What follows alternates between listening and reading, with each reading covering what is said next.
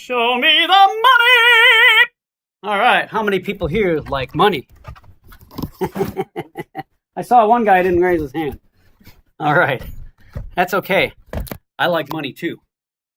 What I really like is not having to live payday to payday. Now, I'm not rich, and I don't plan on ever trying to be rich, but I'm comfortable, and I've learned a few things about money over time, and have developed self-discipline where spending is concerned. Now, I'm sure that many of you can relate to a situation like this. You've been saving up for a while to buy something that you've been wanting, and you go out and you buy the thing that you've been wanting so bad.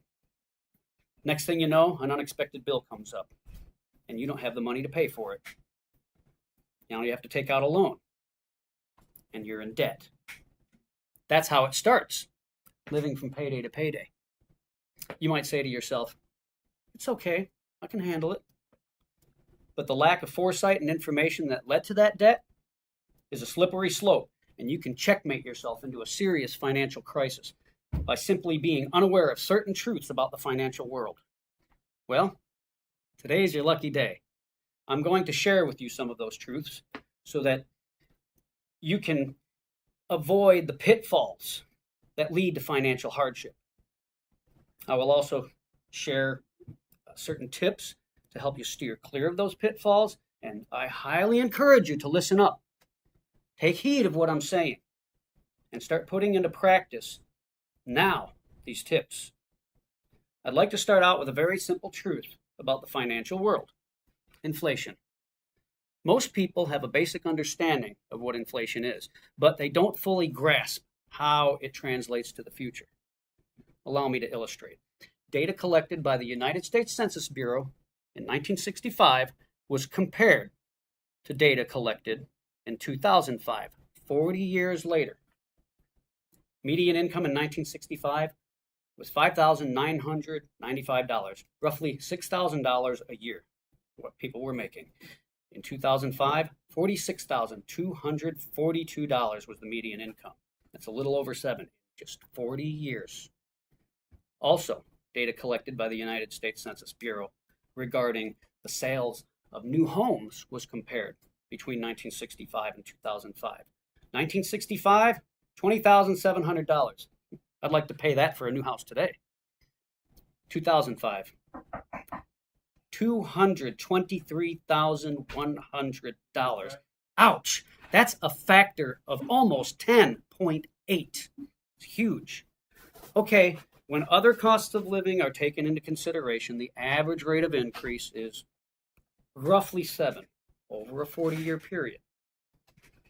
Okay, cost of living today, you can get by on about $1,800 a month if you don't have a mortgage or a rent payment. Maybe a little more, maybe a little less. That's about right. In 40 years' time, $12,600 per month. I guarantee it. And that's without rent or a mortgage payment. So if you want to retire at 60 years old, considering you might live another 40 years to the age of 100, you might want to start planning now to protect yourself and your money from a very hungry and inflationary economy. And don't expect the government to take care of you. Beginning in 1975, Social Security started automatic annual cost of living allowances. The change was made by legislation that led to COLAs being tied to the increase in the Consumer Price Index. But the Consumer Price Index can be manipulated. And as a result, COLA adjustments haven't kept up with inflation. Based on Consumer Price Index and COLA adjustments enacted in 75, if you took $20,000 then and you multiplied it by the adjustments over that 40-year period to 2015, that $20,000 today is worth $93,758.63 in an economy where that $20,000 inflated to over $140,000. That's a big deficit. Okay, what can we do about it? Everybody know who Warren Buffett is? Okay, for those of you who don't, he's right now currently the second richest man in the world. He trades off with Bill Gates, 1 and 2, but very wealthy man. He started out humble, worked his way up, and he's got a lot of good advice because he wasn't born into money. He had to do it himself. And in 1993, he was talking to a group of America's youth. And he wasn't talking about how to get rich. He was talking about simple common sense things to protect your financial future in any income bracket. First thing is number one tip, avoid getting behind in credit card debt. Just don't have credit card debt if you can help it. You get a large debt, you're putting yourself behind the 8 ball. Second thing, your education. You don't have to spend a lot of money on it. An Ivy League university is going to teach you the same stuff that a local college or university will. It just costs a whole lot more. Don't pay more than you have to. Now, we need to understand wants versus needs. Food and water, that's a need. Shelter, that's a need. Latest iPhone or PlayStation, that's a want. Expensive fancy car, that's a want. But those things can add up. We just see one thing and we see another and we want to keep buying them, right? We got to put things in the proper order. Your largest expenses, your house, your car, those are the two biggest things typically the average person is going to pay for in their life. So let's look at it like this. Here's a little demonstration. This jar represents your life, your financial life, all right? And these beans in this bowl represent all those little gadgets that we always want to buy, and we just can't resist buying them.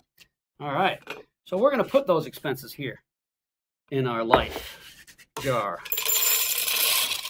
And there we go. Easy enough. We still got plenty of room. Now we got to add the expenses, the big ones, the house, the car. Probably got another couple of cars here and there. Oh no, they don't fit. Let's try it again. This time, let's put the big things in first. Here's the large expenses. And now, let's put the small expenses in and see what happens. One fell, big deal. Voila, it all fits, just like magic. So,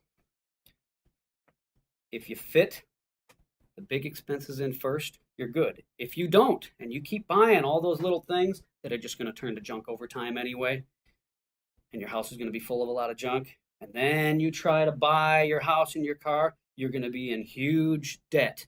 And that large debt can have adverse effects on your morale, your health, and other decisions you make. So, this is what you do. You pay yourself first whenever you get paid. That doesn't mean you take that and you go buy something with it. No. You take it and you stick it in another account where you're not going to see it. You forget about it and you just keep stashing that money away every payday. Then, when you have enough money, you buy your house, your car first. You need that because you have to get around and get to work. So you buy your car and you make sure you have enough to buy that car and pay for the insurance and have enough money left over for maintenance. If it's a new car, okay, the maintenance might be taken care of for a while, but eventually you're going to own it and that warranty is going to run out and you need to keep maintaining that car. You don't want to go out and get another new car and have that huge bill and a higher insurance rate. Then, meanwhile, you're still sticking that money away in that account, right?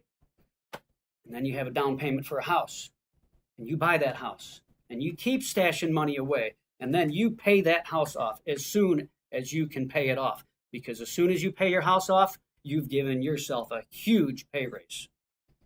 And that's it. I've reached the last point. And now that I've reached the last point, let's review.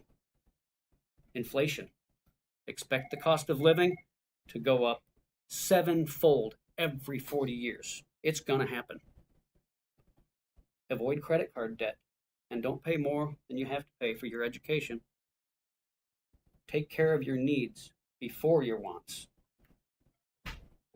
Fit the large things in first, and remember to pay yourself first.